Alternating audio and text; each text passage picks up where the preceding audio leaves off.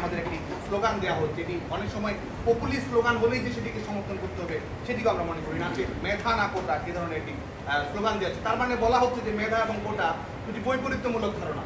আসলে কিন্তু সেটিও সঠিক ধারণা নয়, কারণ যারা এর আগে পরিপত্র অনুযায়ী যারা কিংবা আমাদের বিভিন্ন প্রগ্রেসিভ কোটা অনুযায়ী, শুধুমাত্র বাংলাদেশ নয়, যে কোনো কল্যাণধর্মী রাষ্ট্রের নিয়ম অনুযায়ী যারা বিশেষ ধরনের প্রোটেকশন পায় তারাও কিন্তু সবাই মেধাবী। এখানে কে মেধাবী না, মেধার টেন্ডার দেওয়ার অধিকার তো কাউকে দেওয়া হয়নি। এখানে মেধা বিতরণ বোর্ড তো আর গঠন করেনি যে কে মেধাবী।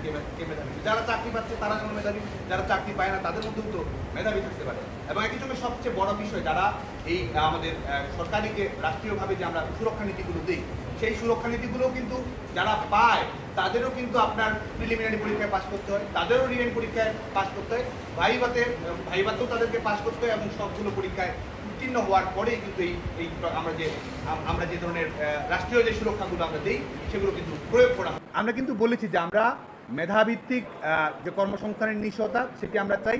সংবিধানের 29 অনুচ্ছেদে সমতার নীতি রয়েছে, বৈষম্য নিরসনের নীতি রয়েছে, এবং একই সঙ্গে অনগ্রসর জনগোষ্ঠীর প্রতি যে আমাদের দায়বদ্ধতা রয়েছে সেটি একটি যুগপৎ সমন্বয় করছে। আমরা বলেছি এটি পলিসি ডিসকাশনের বিষয়, এটি হঠকারী বা তাৎক্ষণিক কোনো সমাধানের কোনো বিষয় নেই। সুস্পষ্টভাবে একটি অবিবেচনা প্রসূত এবং হঠকারী সিদ্ধান্ত, কারণ এই মুহূর্তে বাংলাদেশের রাইট নাও তাদের কিন্তু তারা তো চাকরির পরীক্ষায় অবতীর্ণ, তারা চাকরির প্রস্তুতি নেবে, এবং এই মুহূর্তে বাংলাদেশে কোনো নিয়োগ বিজ্ঞপ্তিতে কিন্তু কোটা বিধানটি নেই। তাহলে কেন এই ব্লকেট করা?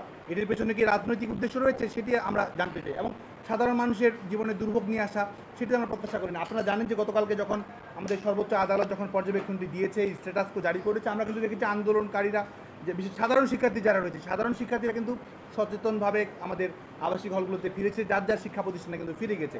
আমরা যদি 4-5 জন এক ধরনের নৈরাজ্য তৈরি করে 4-5 জন গিয়ে একটা রাস্তায় ব্লকেট করেছে, রেলে ব্লকেট করেছে, এটি কখনো সুচিন্তিত পদক্ষেপ নয় বলে আমরা মনে করি। সাধারণ শিক্ষার্থী যারা ফিরে এসেছে, সুচিন্তিত সমাধান হওয়ার পরেও আমরা মনে করি যে যারা এটিকে প্রলম্বিত করতে চায় তাদের উদ্দেশ্য শুভ নয়, এবং সাধারণ শিক্ষার্থীরা অবশ্যই তাদের সঙ্গে কোনো অবস্থাতেই তাদের সঙ্গে সংহতি প্রকাশ করবে না।